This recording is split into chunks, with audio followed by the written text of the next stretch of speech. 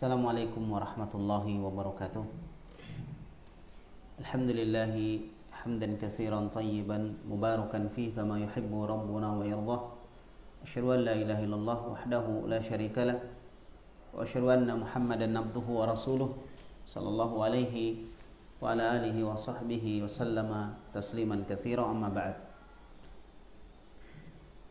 Alhamdulillah, pada siang hari ini, di hari Jumat, Allah Subhanahu wa taala memberikan taufik kepada kita untuk mempelajari sebagian dari apa yang diajarkan oleh Nabi kita alaihi salatu wassalam dan dijelaskan oleh para ulama berkaitan dengan masalah al-mar'ah al-muslimah, tentang wanita muslimah, di mana wanita muslimah memiliki kewajiban-kewajiban yang harus dia ketahui, kemudian dia laksanakan. Dan juga wanita muslimah diberikan hak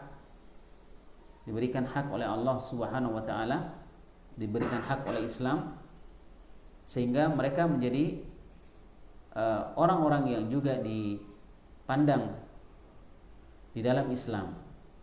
Tidak seperti ketika zaman jahiliyah, ketika para wanita tidak dipandang harkat dan martabatnya, tidak dilihat eksistensinya sebagai manusia, sehingga diperlakukan dengan zalim, diperlakukan tidak seperti seorang manusia, ya, dan tidak adil perlakuan orang-orang saat itu kepada para wanita. Dan alhamdulillah, setelah Islam mengeluarkan cahaya dengan hadirnya Nabi alaihi salatu wassalam, maka mereka pun diangkat derajatnya oleh Allah Subhanahu wa taala. Mereka dijadikan orang-orang yang juga memiliki hak.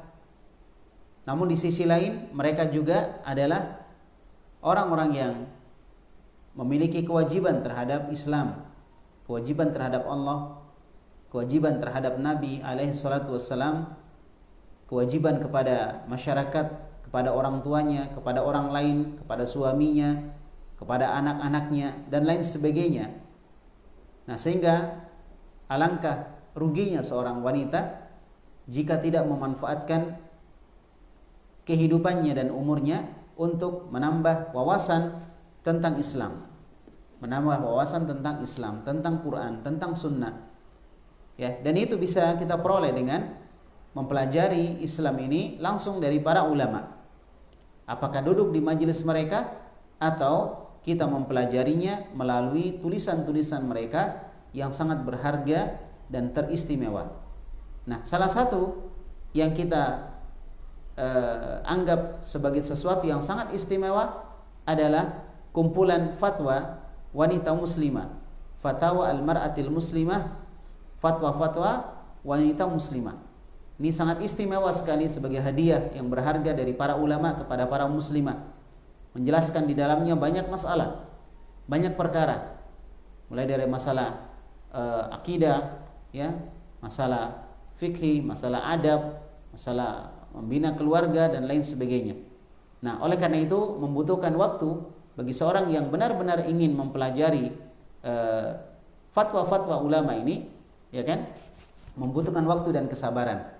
Semoga Allah Subhanahu wa taala memberikan kesabaran kepada para muslimah, baik yang hadir di markas Madrasah Sunnah atau yang mungkin sekarang sedang live streaming di halaman Facebook Madrasah Sunnah. Barakallahu fikunna. Taib. Kemudian insyaallah pada siang hari ini kita akan melanjutkan kembali pembahasan Kitabut Thaharah tentang bersuci. Dan masih pada pembahasan tentang mandi. Taib. Sekarang kita masuk kepada pertanyaan as-su'al, pertanyaan. Disebutkan dalam pertanyaan, zaujati ba'dal jima'i taghtasilu wa ba'dal igtisali yanzilu minha maniyun. Famadha taf'alu? Nah, ada seorang suami bertanya kepada Syekh Muhammad bin Abdul Maqsud. Ya, bertanya kepada Syekh Muhammad bin Abdul Maqsud. Nah, bunyi pertanyaannya, kata dia, istri saya setelah berhubungan badan, maka dia mandi. Namun setelah dia mandi, keluar dari istri saya mani, keluar mani.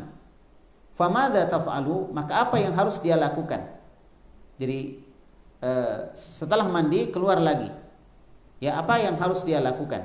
Nah, keluar di sini ada beberapa kemungkinan. Imma dia keluar memang dari air dia, atau dari milik suaminya yang mungkin baru menetes atau baru keluar, ya, baru kelihatan gitu.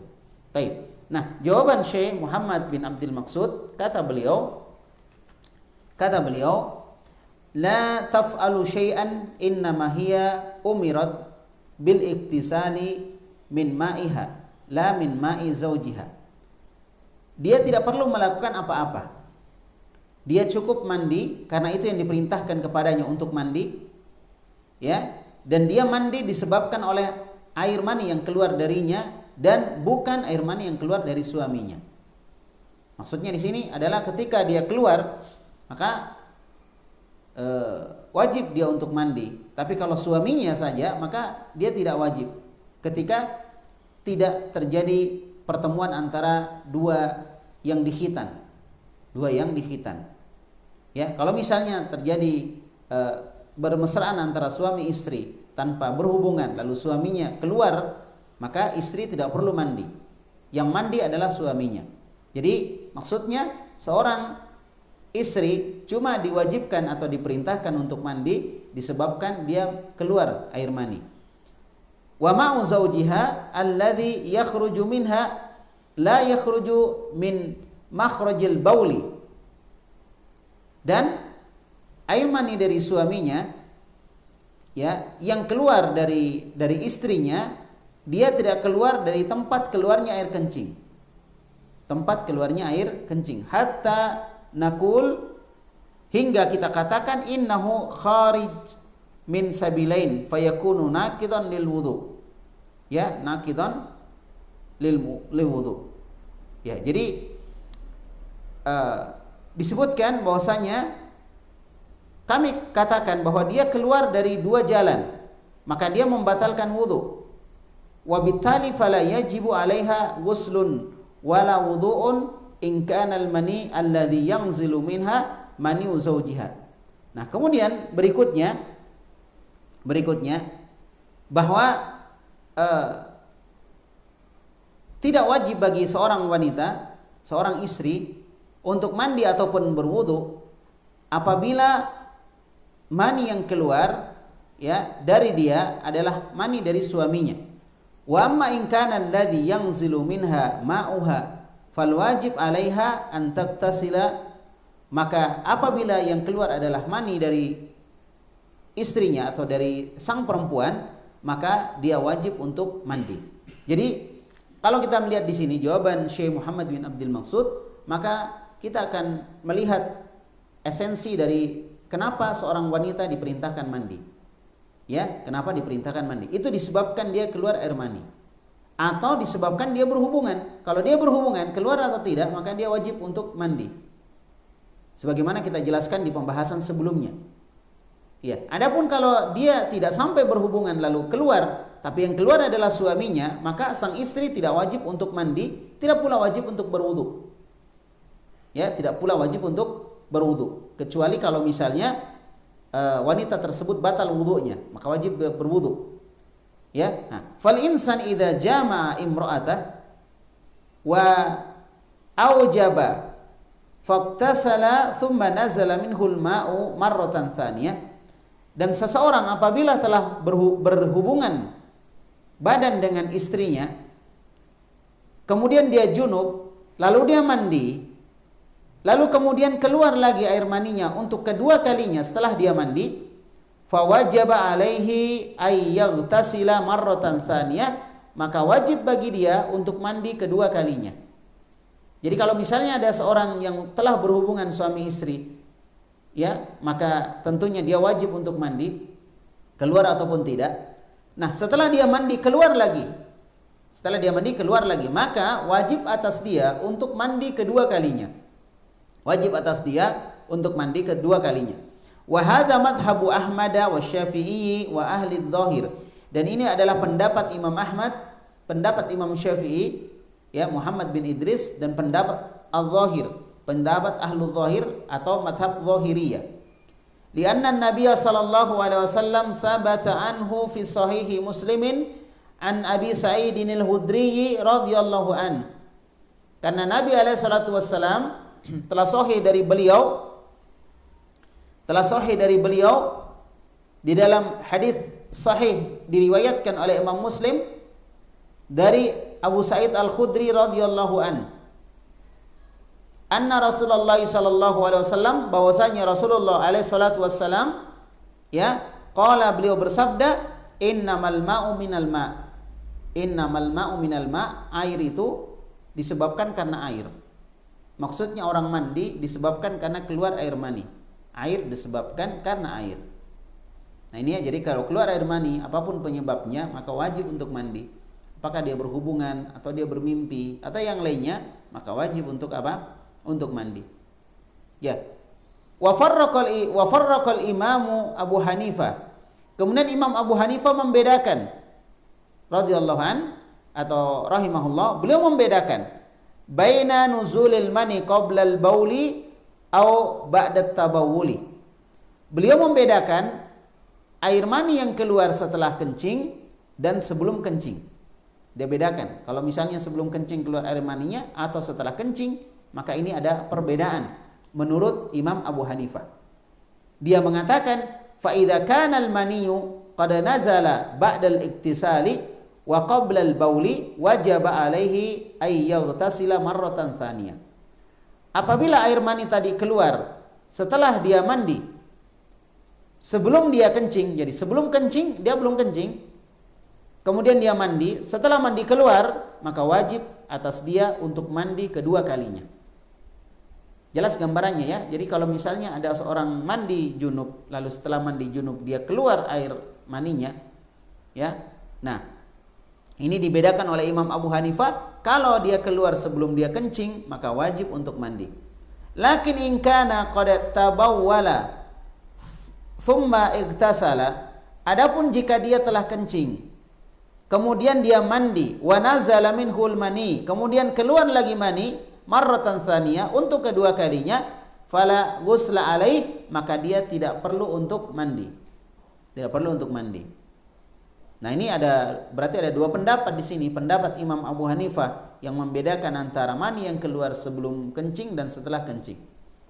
Kemudian yang kedua adalah pendapat Imam Ahmad, ya, kemudian Imam Syafi'i dan madhab Zahiriyah. Madhab Zahiriyah. Mereka mengatakan bahwa apabila air mani tadi keluar setelah mandi, maka wajib dia untuk mandi kedua kalinya, tanpa membedakan antara apakah dia keluar setelah kencing atau sebelum kencing. Jelas ya? Ya, ini beda dengan Imam Abu Hanifah. Kalau Imam Abu Hanifah membedakan. Kalau misalnya orang mandi dan dia belum kencing, lalu kemudian keluar lagi, ya, air maninya, maka dia wajib mandi untuk kedua kalinya. Namun kalau misalnya dia sudah kencing, setelah itu dia mandi, nanti setelah itu keluar, maka dia tidak wajib untuk mandi kedua kalinya. Nah, disitulah perbedaan antara pendapat Imam Ahmad, Imam Syafi'i, atau madhab Zahiriyah dengan pendapat Imam Abu Hanifah rahimahumullahu ta'ala. Dan ini menunjukkan bahwa di antara para imam, di antara para ulama, ini biasa terjadi perbedaan pendapat. Dan di antara mereka tidak ada yang saling gontok-gontokan, tidak ada yang saling mencela satu dengan yang lain, tetapi yang ada mereka saling menghargai, saling menghormati pendapat masing-masing, terutama apabila di antara mereka memiliki dalil dari pendapat mereka masing-masing. Ya, di antara mereka memiliki dalil dari pendapat mereka masing-masing. Jelas ya, ini perbedaannya. Jadi kalau misalnya ada muslimah yang mandi kemudian keluar lagi, maka dia mandi untuk kedua kalinya. Mandi untuk kedua kalinya. Ya. Taib. Nah, kemudian disebutkan di sini, ya, disebutkan di sini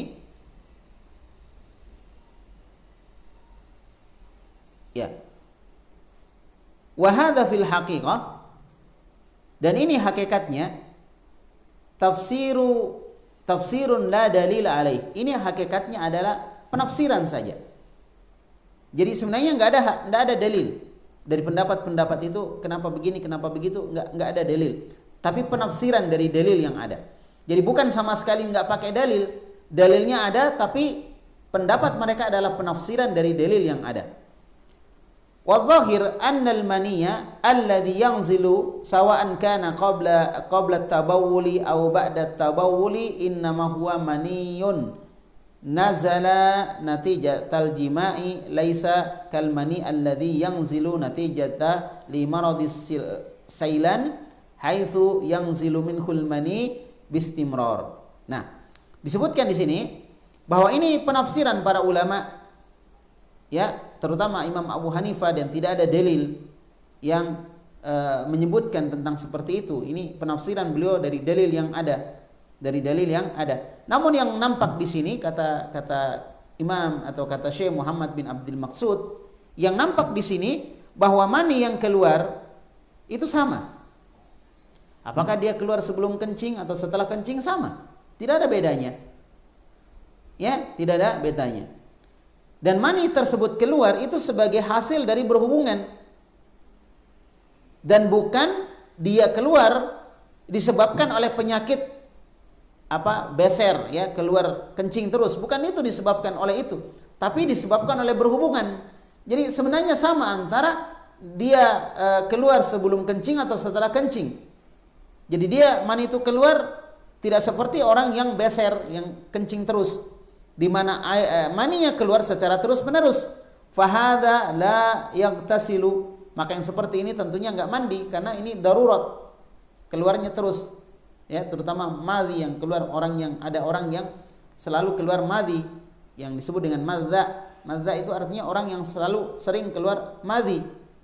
Maka dalam kondisi seperti ini, maka orang tersebut tidak perlu untuk mandi lagi. Ya, tidak perlu untuk mandi lagi karena memang kondisinya darurat. Berdasarkan sabda Nabi alaihi salatu wassalam kepada Ali bin Abi Thalib, radhiyallahu an. Ya. Idza habastal ma faqtasil minal janabah. Ya, kalau engkau dihalangi oleh air maka mandilah karena junub. Fa idza lam takun habisan fala taktasil. Tapi kalau kamu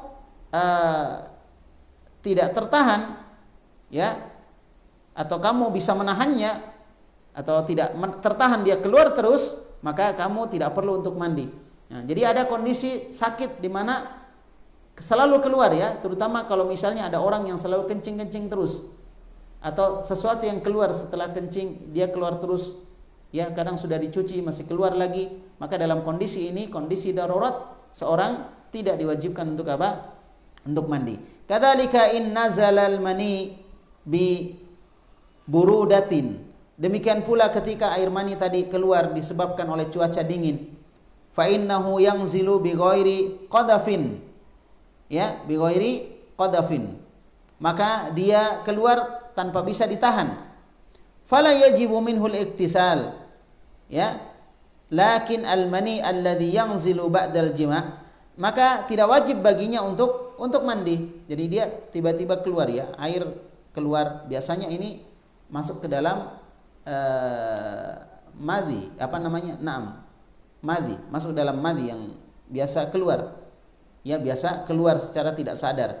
Jadi sebenarnya bukan mani, ya, dia madhi yang keluar secara tidak sengaja ketika di musim dingin biasanya keluar, ya, maka dia tidak wajib untuk untuk mandi.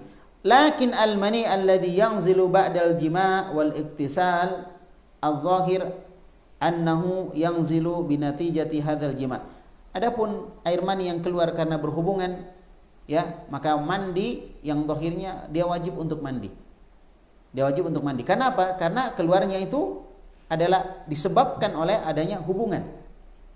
Falihadza dhahaba Ahmad wa Syafi'i wa ahlu zahir kama dzakartu illa annahu yajibu alaihi ay yaktasila marratan tsaniyah. Oleh karena itu Imam Ahmad, Imam Syafi'i dan madhab Zahiriyah sebagaimana kami sebutkan berpendapat seperti itu. ya, kecuali bahwa orang tersebut wajib untuk mandi kedua kalinya. Amal mar'ah toba'an tusyarikur rajul, dan wanita itu sama dengan laki-laki fi nafsi hadhil ahkam, dalam hukum ini. Lakin idza iktasalat al mar'atu thumma kharaja minha maniyur rajul, namun apabila seorang wanita telah mandi lalu keluar air mani, tapi air maninya bukan dia yang punya tapi milik suaminya, keluar, fa innahu la yajibu 'alaiha al-iktisal walal wudu, maka tidak wajib baginya untuk mandi dan juga tidak wajib untuk berwudu. Amma binisbah lil iktisal fa innahu umirat bil iktisal min ma'iha la min ma'i zawjiha. Adapun kalau ditinjau dari sisi mandinya, maka seorang wanita itu cuma diperintahkan untuk mandi disebabkan dia mengeluarkan air mani, bukan disebabkan oleh keluarnya air mani dari suaminya. Jadi dia diwajibkan mandi karena keluarnya air maninya, bukan karena suaminya, bukan karena air mani suaminya. Jadi kalau misalnya ada air mani suami misalnya yang menempel kemudian menetes, dia misalnya menempel di istri kemudian menetes, ya, dan dia pun sudah mandi, maka wanita tersebut tidak diwajibkan untuk mandi kembali. Tidak diwajibkan untuk mandi kembali. Ammal wudu'u fala dalila ala ijazil wudu' bi khuruji hadzal kharij. Adapun wudu, maka tidak ada dalil untuk memperbaharui wudu dengan keluarnya apa yang keluar tadi. In qila innahu kharijun min ahadi sabilain wa kilahuma najasun fayakunu mutanajjisan, fal jawab annahu indal mar'ah yakhruju min sabilit tsalits fa fathatul jima' indal mar'ah bi khilafi fathatul baul wa bittali la yakunu najasan wa la yakunu naqidan lil wudu. Baik. Nah, di sini diperhatikan ya hal yang berkaitan dengan masalah ini. Jadi seorang wanita diperintahkan mandi, diwajibkan mandi ketika keluar air mani. Kemudian juga diwajibkan mandi ketika dia berhubungan dengan suaminya, ya, keluar ataupun tidak. Kemudian juga dia diwajibkan mandi ketika dia sudah mandi, kemudian setelah mandi keluar lagi. Maka ini diwajibkan dia untuk mandi untuk kedua kalinya. Wallahu a'lamu bishawab. Baik, adapun kalau itu bukan dia yang punya, ya, suaminya, keluar air mani dari suaminya bukan dia, dan dia tidak dalam kondisi sedang berhubungan, maka dia tidak diwajibkan untuk mandi, yang diwajibkan adalah suaminya. Baik, jelas insyaallah ya, ini beberapa jawaban dari pertanyaan yang disebutkan tadi. Nah, kemudian selanjutnya, ya, ma hukmu qiraatil Qur'an lil mar'ati wa hiya naqid. Apa hukum membaca Al-Qur'an bagi seorang wanita, bagi seorang muslimah sedangkan dia dalam kondisi wa huwa haidun, dalam kondisi dia sedang haid. Jadi pertanyaannya, ma hukmu qiraatil Qur'ani lil mar'a wa hiya haidun wa ma hukmu masil Qur'ani duna hailin kal qafazain. Apa hukum seorang wanita membaca Al-Qur'an dalam kondisi haid? Ini sering ada pertanyaan, dan harusnya seorang muslimah ini harusnya dia dalami masalah seperti ini supaya tidak ada lagi pertanyaan masalah ini, ya. Dan tidak ada masalah dia mengikuti pendapatnya si A atau si B, selama ada dalil maka tidak ada masalah. Tapi yang jelas masalah ini sering ditanyakan oleh para muslimah, maka harusnya para muslimah mengetahui tentang masalah ini dengan sedetail-detailnya. Jadi di sini pertanyaannya, hukum seorang wanita membaca Al-Qur'an dalam kondisi dia haid. Kemudian hukum menyentuh Al-Qur'an tanpa menggunakan alas, tanpa menggunakan kos tangan. Ya, apa hukumnya? Menyentuh Al-Qur'an tanpa menggunakan kos tangan dan dia dalam keadaan haid. Baik, dijawab oleh Syekh Abdul Aziz bin Baz rahimahullahu taala. Syekh Abdul Aziz bin Baz rahimahullah, beliau mengatakan, as-sahihu la haraja an taqra'a an dhahri qalbin.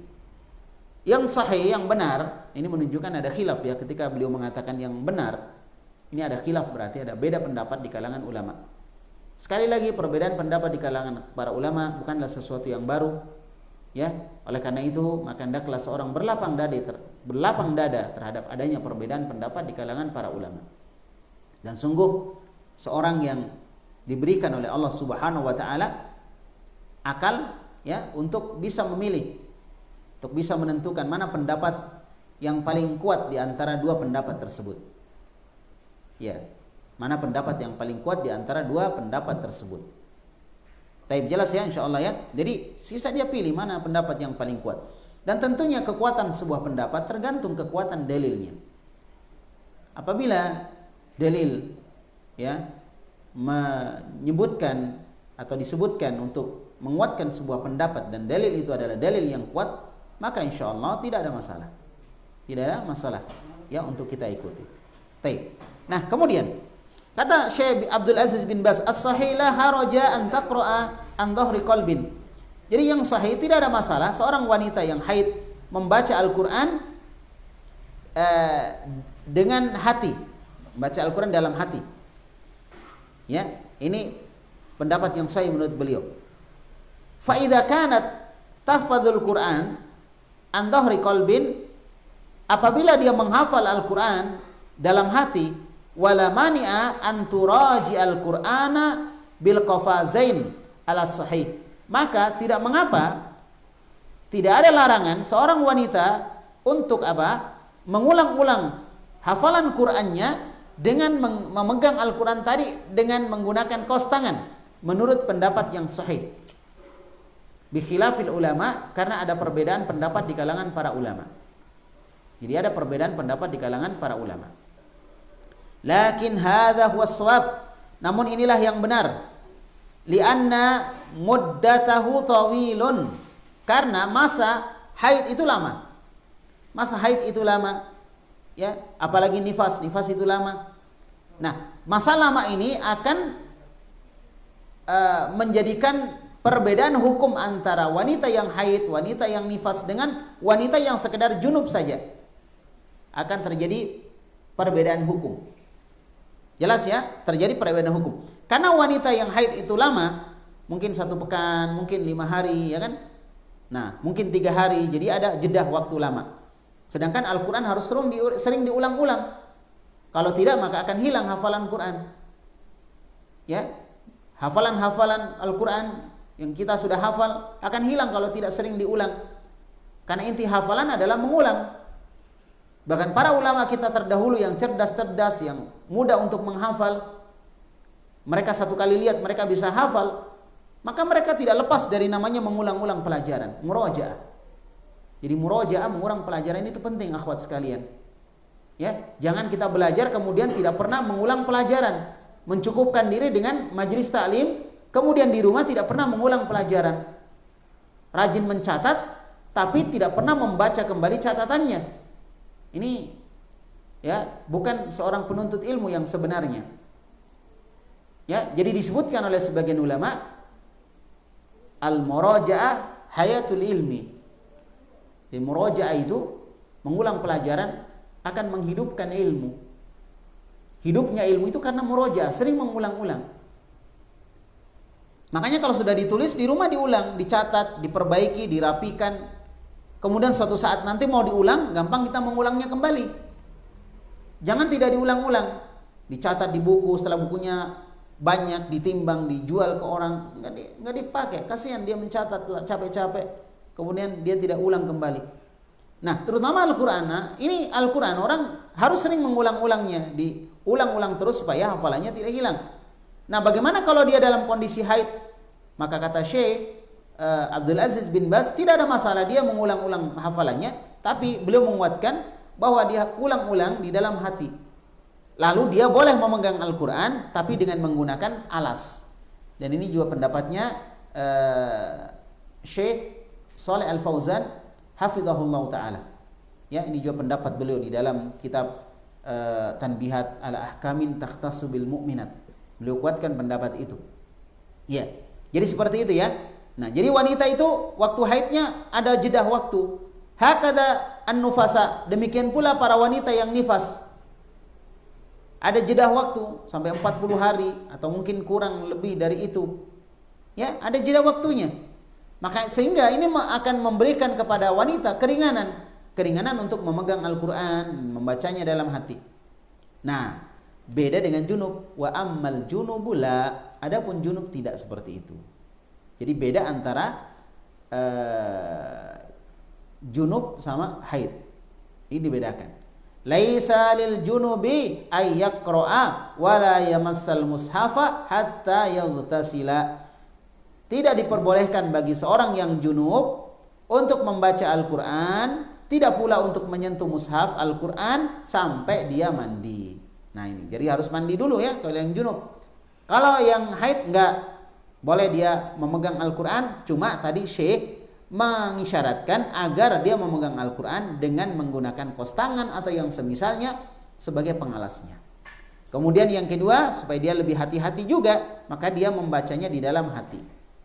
Membacanya di dalam hati itu lebih hati-hati. Wallahu a'lam bishawab. Walaupun di sini Syekh juga bukan sekedar untuk hati-hati, beliau memang menguatkan pendapat itu.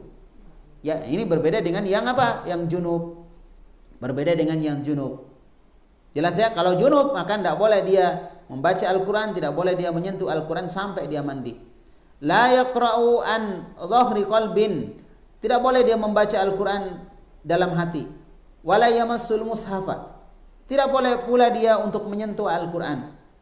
Ya, menyentuh Al-Quran. Hatta yaghtasila, sampai dia mandi. Nah, jadi ceritanya mandi dulu baru baca Quran. Mandi dulu baru menghafal Quran. Kalau haid boleh. Kenapa? Waktunya beda dengan orang yang junub. Li'anna muddatahu qasiratun. Karena jeda waktunya itu sempit, sedikit. Ya, namanya junub, pada saat selesai junub mau mandi detik itu juga, saat itu juga bisa. Kalau haid enggak, harus nunggu waktu bersih, suci. Keluarnya qussatul baydha, semacam cairan putih yang menandakan waktu haid itu selesai. Ya, atau melihat hari yang biasanya dia haid, baru bisa dia membaca Quran. Jadi waktu jedahnya lama. Sehingga kalau lama enggak baca Quran nanti hilang dong Quran hafalannya. Nanti mungkin hatinya akan hatinya akan tidak tenang karena dia jarang membaca Al-Qur'an. Ya, sehingga dibutuhkan baca Al-Qur'an. Nah, sehingga diperbolehkan. Nah, kalau junub tidak. Baik. Maka disebutkan di sini ya, maka tidak boleh dia menyentuh Al-Qur'an, tidak boleh dia membacanya kalau di sekedar junub sampai dia mandi karena masanya sempit. Yaktasilu wa yaqra'u walhamdulillah. Setelah dia mandi baru dia baca Quran. Walhamdulillah, segala puji bagi Allah.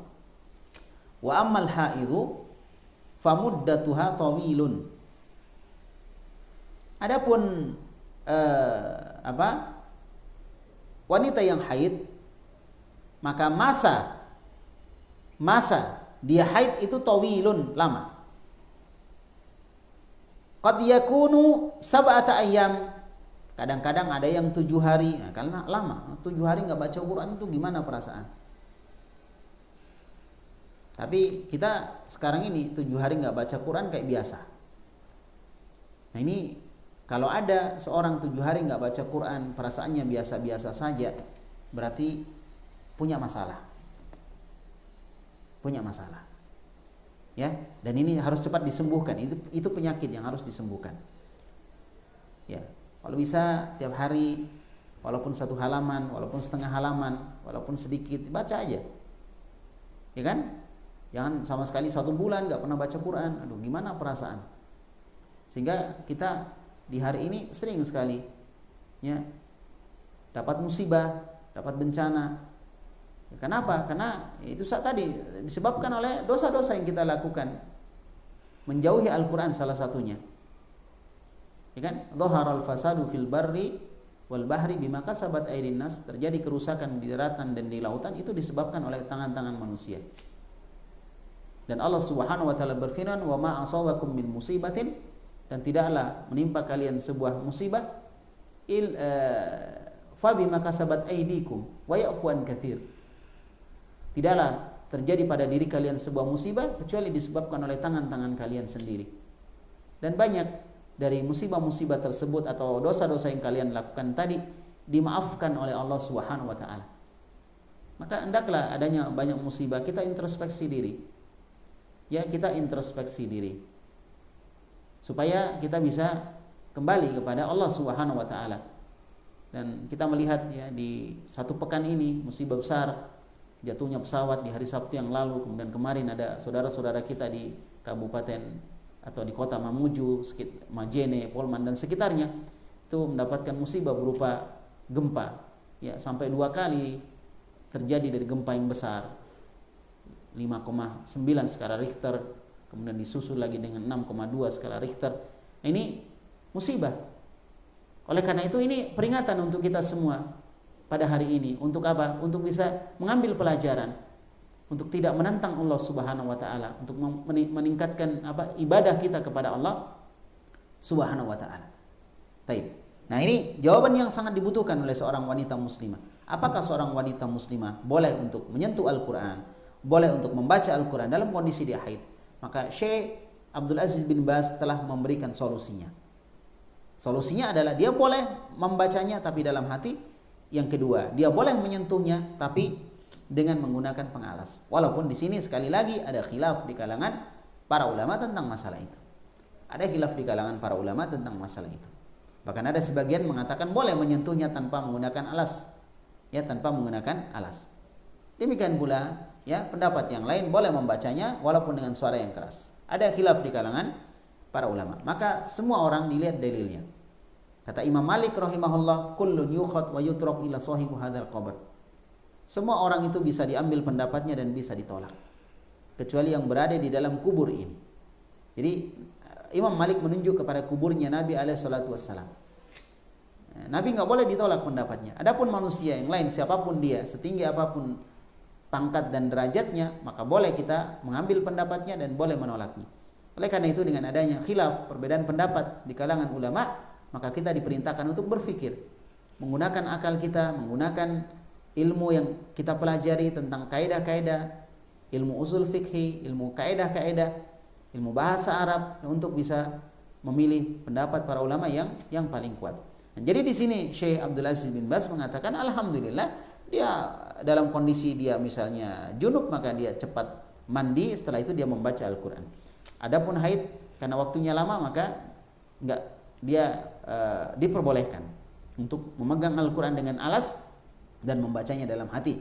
Karena wanita haid disebutkan oleh beliau qad takunu sab'ata ayyam, kadang-kadang terjadi 7 hari, au thamaniyata ayyam, ada yang sampai 8 hari.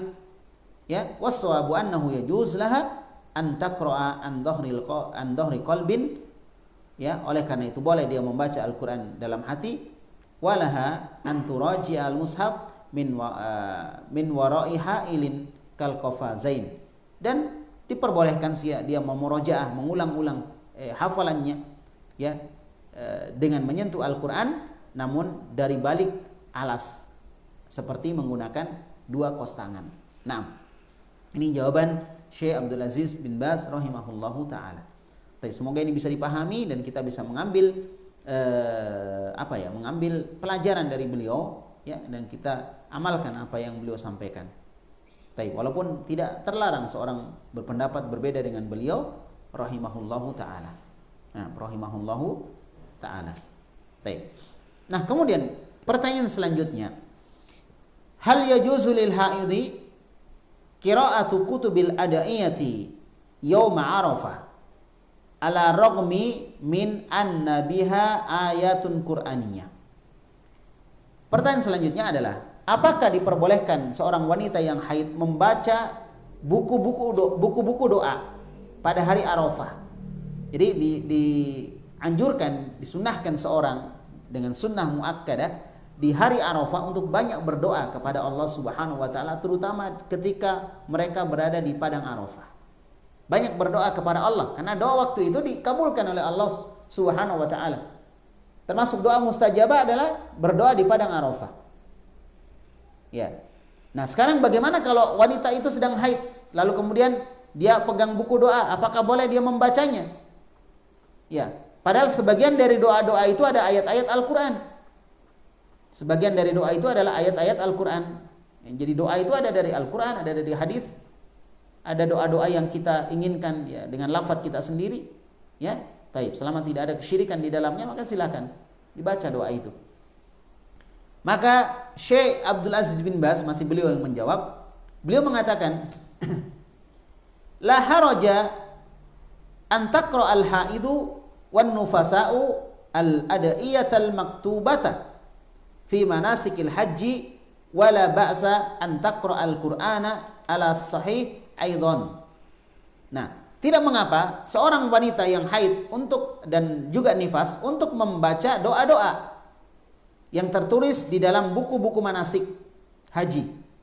Biasanya kalau orang haji kan bawa buku ya, kalau yang nggak hafal doa-doa ya dibaca dari situ. Namun sebaiknya sebenarnya ya dihafal ya, dan insya Allah menghafal doa-doa itu nggak susah. Asal dia sungguh-sungguh benar-benar mau menghafalnya, insya Allah dimudahkan oleh Allah Subhanahu Wa Taala. Ya, jadi sebagian sama dengan umroh juga gitu ya. Kadang digantung di lehernya gitu, jadi kalung ya, jadi bukunya jadi kalung. Pas mau jalan dibuka lagi, jalan dibuka lagi. Ya nggak ada masalah sebenarnya seperti itu. Cuman sebaiknya kita hafal lah. Insya Allah nggak susah. Ya kan? Orang menghafal lagu aja bisa dia. Bagi menghafal doa-doa, ya, masya Allah. Di dalam lagu-lagu tersebut banyak dosa-dosa, banyak kalimat-kalimat yang bertentangan dengan syariat, ya kan? Tapi orang menghafalnya, bahkan lagu-lagu bahasa Inggris lah apa, mereka bisa menghafalnya. Ketika membaca doa, menghafal doa, mereka nggak bisa. Ini ada apa dengan hati kita ya? Tidak berusaha untuk menghafal doa-doa itu. Ala kulli hal, apakah itu boleh dilakukan? Kata Syekh Abdul Aziz bin Baz, tidak mengapa. Dia baca. Wala ba'sa an taqra al-Qur'an ala sahih aidha. Demikian pula tidak mengapa dia membaca Al-Qur'an menurut pendapat yang kuat. Li'annahu lam yarid nassun sahihun sarihun bi man'il haidhi wan nufasa'i min qiraatil Qur'an. Karena tidak adanya dalil yang sahih, yang jelas, yang sharih, yang jelas yang melarang wanita haid dan nifas itu membaca Al-Qur'an. Tidak ada larangan. Inna ma warada fil junubi khassatan.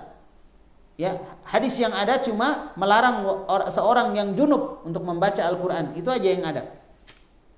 Ya, alla yaqra'ul Qur'an, yaitu orang yang junub tadi dilarang untuk membaca Al-Qur'an. Ya. Li hadisnya Ali radhiyallahu an, berdasarkan hadisnya Ali radhiyallahu an wa ardhah, semoga Allah meridhai beliau. Ya. Seperti itu. Ammal haidu, adapun wanita yang haid, wan nufasa, dan juga wanita yang sedang nifas, fa warada fihima hadis Ibnu Umar. Maka tentang larangan membaca Al-Qur'an bagi wanita yang haid dan nifas, memang ada riwayat dari Abdullah bin Umar. Abdullah bin Umar, Abu Abdurrahman, anaknya Umar bin Khattab radhiyallahu an. Ya. Disebutkan oleh di situ dalam hadis itu, la taqra'ul haidu walal junubu syai'an minal Qur'an. Janganlah wanita yang haid dan junub itu ya membaca sesuatu dari Al-Qur'an. Kata Nabi jangan dia baca. Walakinnahu dhaifun. Akan tetapi disayangkan bahwa riwayat tadi itu lemah, dhaif, lemah. Li'annal haditha min riwayati Ismail bin Abbasin. Karena hadis tersebut dari riwayat Ismail bin Abbas. Ismail bin Abbas anil Hijaziyin, dari orang-orang Hijaz. Nah, disebutkan wa huwa dhaifun min riwayatihi anhum. Dan kalau ada Ismail bin Abbas meriwayatkan hadis dari orang-orang Hijaz, maka riwayatnya lemah. Jadi ada memang sebagian ulama yang riwayatnya kuat ketika dia meriwayatkan dari yang lain, tapi ketika dia meriwayatkan dari seseorang atau dari satu kelompok, maka riwayatnya itu lemah. Seperti ini, Ismail bin Abbas meriwayatkan dari orang-orang Hijaz. Jika ada riwayat Ismail bin Abbas kemudian meriwayatkan dari orang-orang Hijaz, maka hadisnya lemah. Hadisnya lemah. Walakinnaha taqra'u biduni massil mushaf. Akan tetapi wanita yang haid itu boleh membaca Al-Qur'an, cuma dia membacanya tanpa menyentuh mushaf. Ya, an dhahri qalbin, dan juga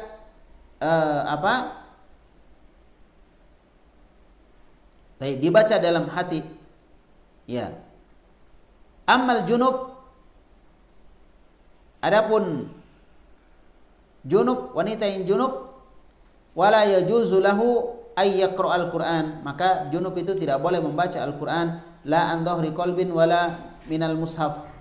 Ya, apakah dia dibaca dalam hati atau dari hafalannya, ataukah dia dibaca dari mushaf, hatta yaktasil, sampai dia mandi. Wal farqu bainahuma, adapun perbedaan di antara keduanya, annal junuba waktuhu yasirun, junub itu waktunya pendek, wa fi imkanihi ay yaktasila fil hal, dan dia mungkin dan bisa mandi pada saat itu juga.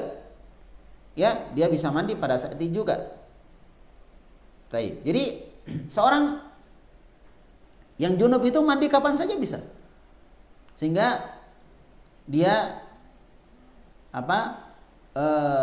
tidak diperbolehkan membaca Al-Quran sampai dia mandi. Ya, sampai dia mandi. Jadi wa fi imkanihi ay yaktasila fil hal min hinin yafrahu min ityanihi ahlahu famuddatuhu la yatulu wal amru fi hadhihi fi yadihi mata syaa iktasala wa in ajaza anil ma yatayammama wa shalla wa qara'a. Ya, jadi orang yang junub itu kapan saja dia mandi boleh. Ketika dia telah selesai mendatangi istrinya, ya, maka pada saat itu dia junub, dan saat itu juga dia mandi boleh.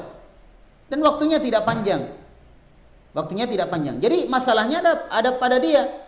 Kapan saja dia mau, dia boleh mandi. Ya, tidak sama dengan haid. Haid itu nunggu selesai. Nggak boleh hari ini haid, besok mandi, nggak boleh. Ya kan? Kecuali kalau memang ada orang haid 1 hari. Nah itu. Tapi kalau dia misalnya masih haid, kemudian dia nunggu haidnya selesai baru dia bisa mandi. Nah, adapun orang yang junub boleh mandi kapan saja kalau dia mau. Apabila dia tidak mendapatkan air, maka boleh dia tayammum. Boleh dia tayammum. Jadi misalnya ada orang yang junub, maka dia mau mandi tidak ada air, maka dia tayammum. Dia tayammum. Nah, setelah dia tayammum, dia boleh sholat lalu membaca Al-Quran, boleh. Jadi misalnya ada orang junub nggak ada air, silakan tayammum. Jelas ya? Walaupun walaupun dia tayammum, maka dia tetap diperbolehkan untuk sholat. Masih boleh untuk membaca Al-Quran. Ya, kalau dia sudah tayammum. Karena tayammum ini menggantikan air.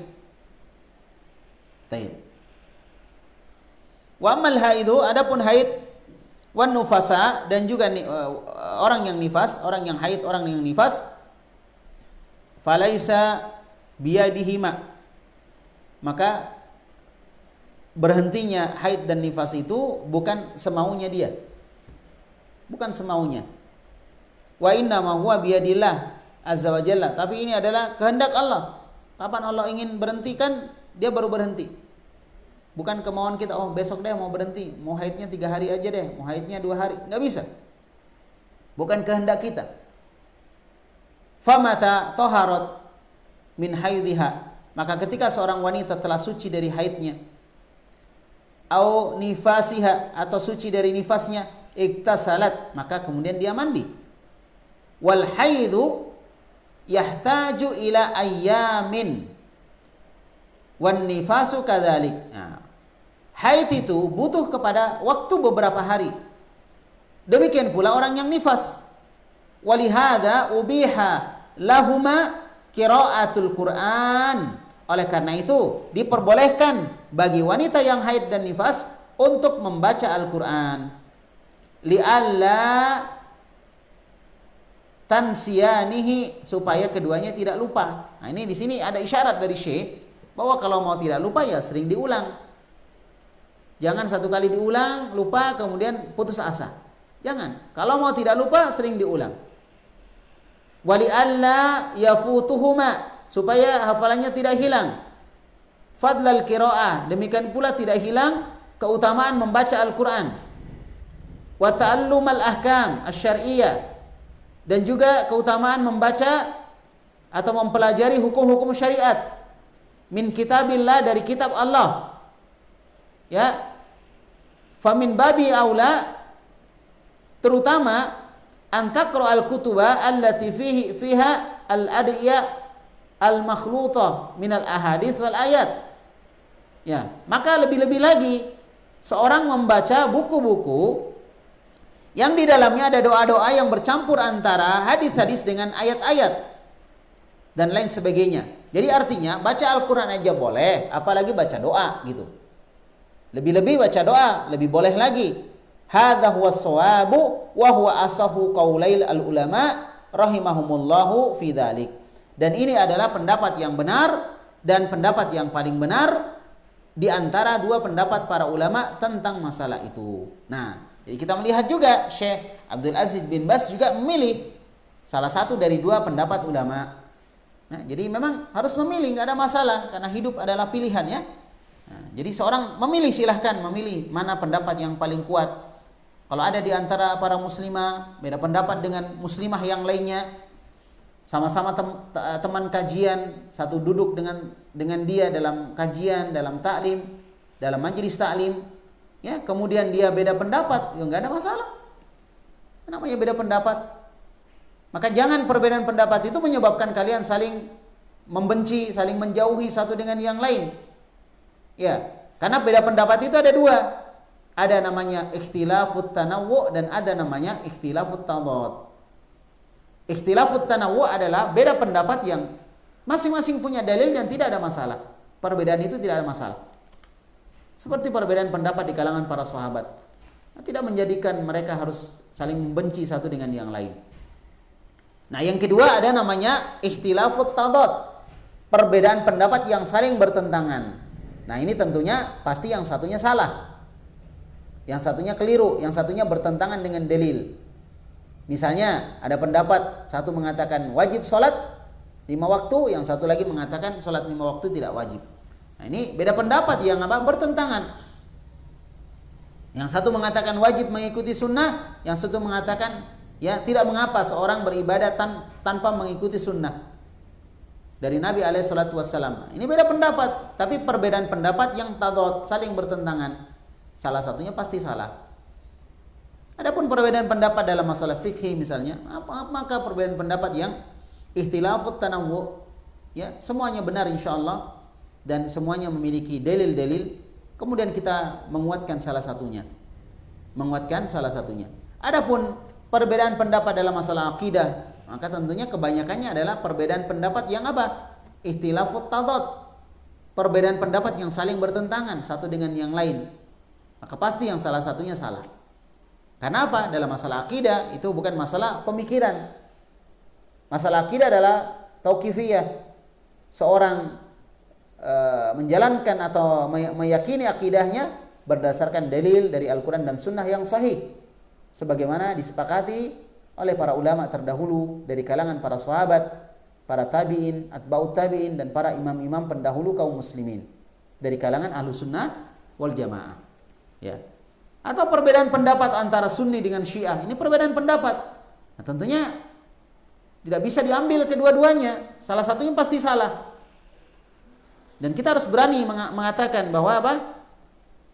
Ada kesalahan. Ya, ada kesalahan pada beda pendapat tersebut, gitu. Ya, pasti ada yang salah. Gak mungkin benar semua perbedaan pendapat itu. Ya, maka kita katakan Syiah salah dia. Dia mengkafirkan para sahabat. Ya, dia memiliki akidah yang berbeda dengan akidah Ahlussunnah wal Jamaah dan lain sebagainya. Dari keyakinan-keyakinan yang keliru. Dari keyakinan yang keliru, terutama orang-orang Syiah yang gulat, yang melampaui batas sampai mendudukkan Ali bin Abi Thalib di atas kedudukan sebagai manusia.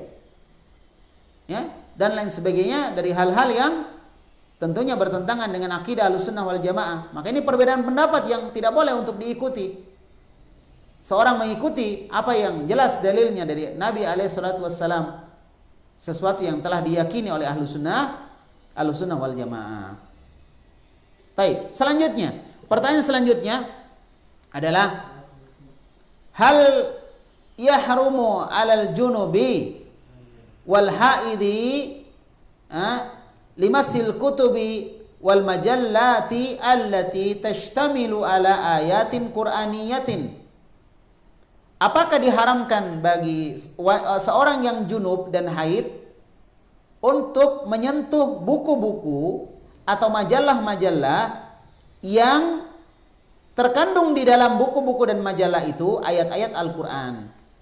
Nah sekarang, baiklah, mungkin ada di antara kita yang berpendapat sebagaimana pendapat Syekh bin Baz, sebagaimana pendapat Syekh Saleh Al-Fauzan hafizahullah ta'ala, sebagaimana pendapat para ulama yang lain yang mengatakan bahwa wajib untuk apa? Untuk tidak menyentuh Al-Quran secara langsung. Ya, mungkin seperti itu, berpendapat seperti itu. Ada mungkin yang berpendapat lain. Nah sekarang masalahnya adalah bagaimana kalau yang disentuh itu adalah buku-buku, tapi di dalam buku itu dan di dalam majalah itu ada ayat-ayat Al-Quran. Apakah ini juga tidak boleh? Maka Syekh Muhammad bin Shalih Al-Utsaimin, murid dari Syekh Abdul Aziz bin Baz rahimahumallahu ta'ala, beliau mengatakan, la yahrumu alal junubi wala alal haidi wala ala ghairil mutawaddi'i lamsu syai'in minal kutubi awil majallati. Tidak haram bagi orang yang junub dan orang yang haid, wanita yang haid dan orang yang tidak berwudu untuk menyentuh sesuatu dari buku-buku dan majalah-majalah allati fiha syai'un minal ayat, yang di dalamnya ada sebagian ayat-ayat Al-Quran. Lianna dzalika laisa bimushafin, karena buku-buku dan majalah itu tidak dianggap sebagai mushaf. Jadi bukan menyentuh mushaf, menyentuh buku. Cuma buku-buku itu ada apa? Ada ayat-ayat Quran. Dan ini tidak dianggap menyentuh mushaf. Maka silahkan disentuh, silahkan dipegang. Ya, baik pendapat ulama yang mengatakan boleh menyentuh Al-Quran tanpa alas, atau ulama yang mengatakan harus menyentuh Al-Quran itu dengan alas atau dengan menggunakan kaos tangan. Baik. Ya, itulah jawaban Syekh Muhammad bin Shalih Al-Utsaimin. Jadi bagi akhwat-akhwat, para muslimah, ibu-ibu sekalian yang punya buku-buku dan dalam kondisi haid ingin membaca buku-buku agama tersebut, apakah buku-buku agama itu ada ayat-ayat Al-Quran atau tidak, maka insya Allah tidak ada masalah untuk dibaca, karena dia tidak dihitung sebagai mushaf. Lianna dzalika laisa bimushafin, karena hal itu bukan termasuk dari mushaf, majalah atau buku-buku tersebut. Baik. Ada pertanyaan yang masuk enggak? Hah? Ya, saya dulu ya.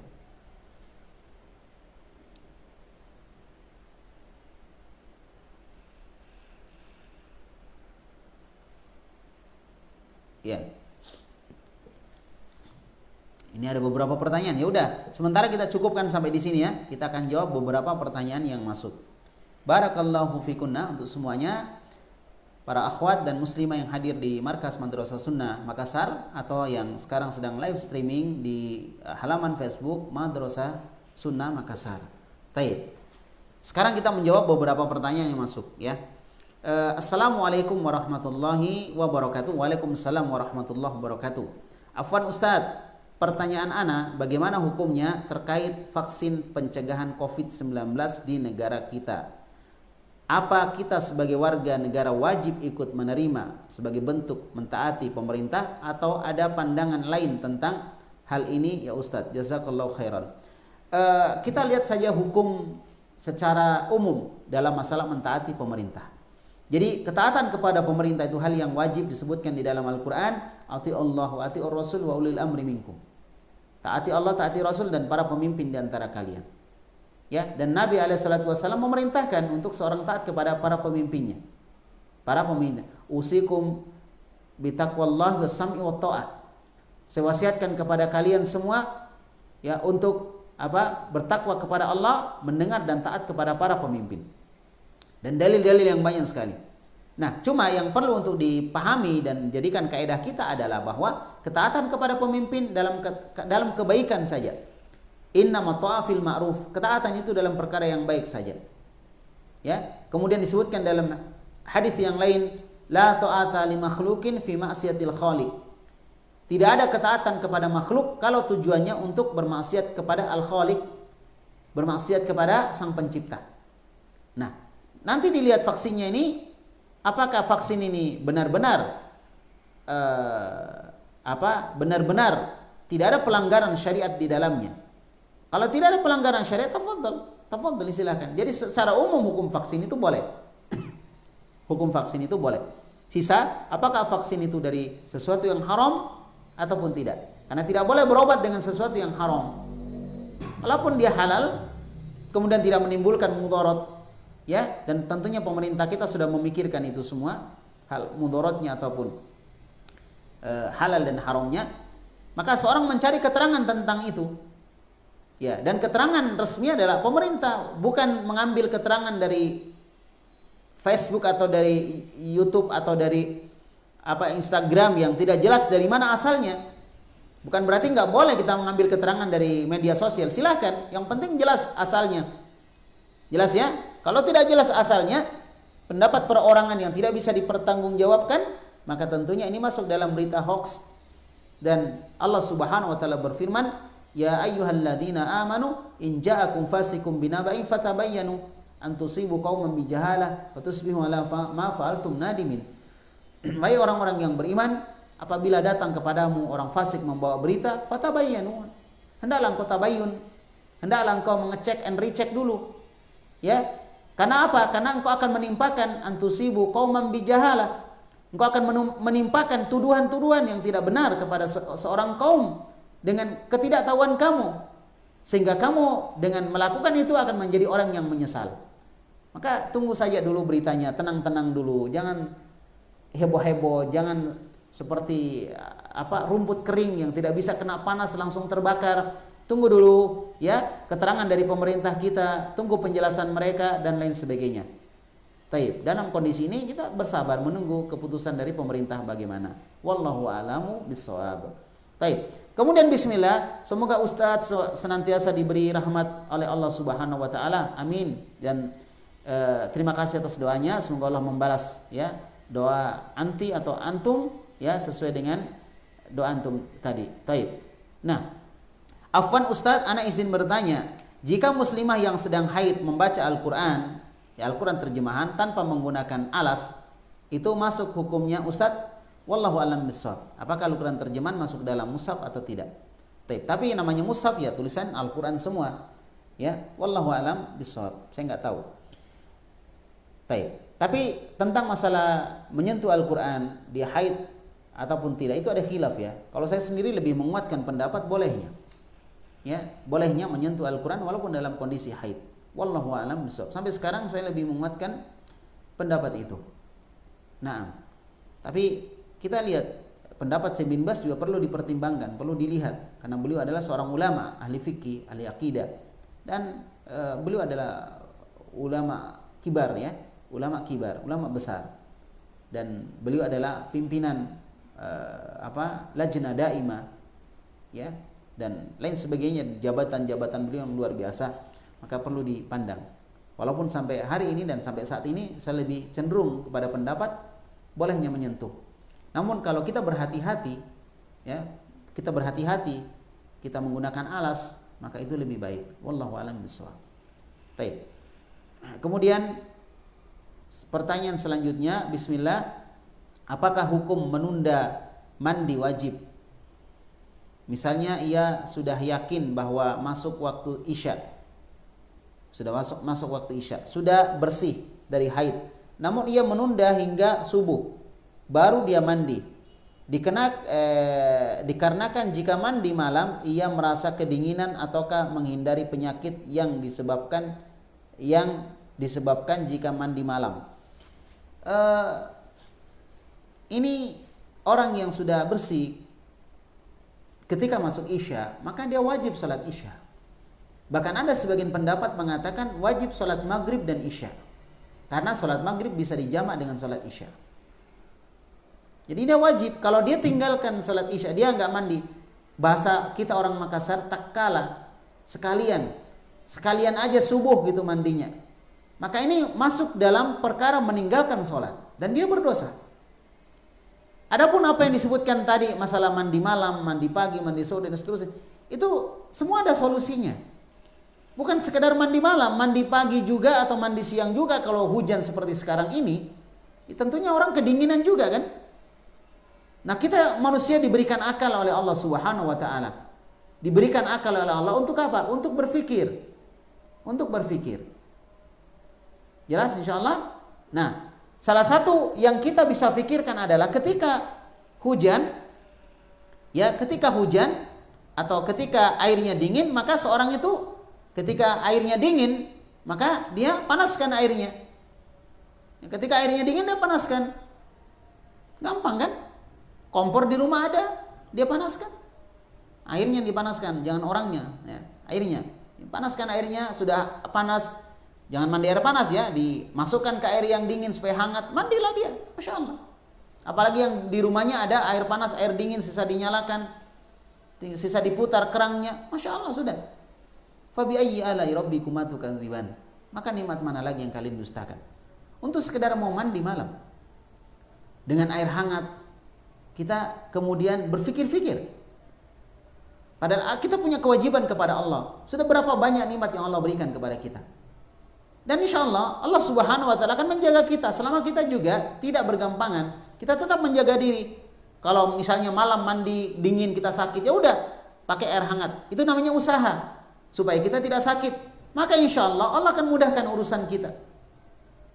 In tansurullah yansurkum. Kalau kalian menolong Allah, maka Allah akan menolong kalian. Wa yutsabbit aqdamakum, dan akan menguatkan kedudukan kalian. Jangan khawatir, Allah Subhanahu wa taala bersama dengan orang-orang yang senantiasa menjalankan ibadah. Nah, kata para ulama, menolong Allah bukan berarti Allah ditolong, tapi maksudnya adalah seorang menjalankan perintah Allah dan meninggalkan larangannya. Semoga Allah mudahkan semuanya insyaallah, dan semuanya mudah. Jadi kalau misalnya waktu Isya dia suci, dia bersih, dan dia yakin, maka wajib bagi dia untuk mandi pada saat itu walaupun dengan menggunakan air hangat, dan tidak ada masalah dengan menggunakan air hangat. Ya, wallahu a'lam. Kemudian bismillah, afwan Ustadz, lalu bagaimana menggunakan vaksin yang terdapat babi di dalamnya? Syukran. Wallahu a'lam. Ya, lihat pembahasannya dari asatidah kita. Ya, vaksin itu hal yang tidak wajib sebenarnya. Taib. Kecuali kalau misalnya pemerintah mewajibkannya, maka dia menjadi wajib. Dan itu pun dilihat apakah dia membahayakan atau tidak. Ya, dia membahayakan atau tidak. Tapi yang jelas dalam kaidah pengobatan tidak boleh menggunakan barang-barang yang haram untuk pengobatan. Nah, sekarang pengobatan Masya Allah terlalu banyak barang haram digunakan untuk pengobatan. Ada pengobatan dengan air seni, ya, apa namanya itu? Ada istilah pengobatan tapi menggunakan air seni, air kencing. Ini nggak boleh, haram. Ya. Taib. Atau menggunakan barang-barang yang najis, yang haram, ya, seperti anggaplah babi. Babi diharamkan di dalam Islam. Ya, di dalam Islam diharamkan. Innahu rijsun, sesungguhnya dia adalah perkara yang haram, tidak diperbolehkan. Taib. Oleh karena itu, maka hendaklah setiap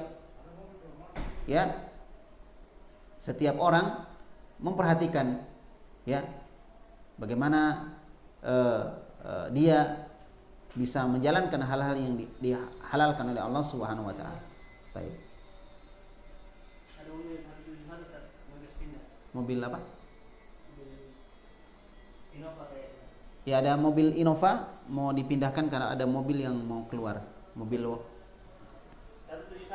171 ya. DD 171.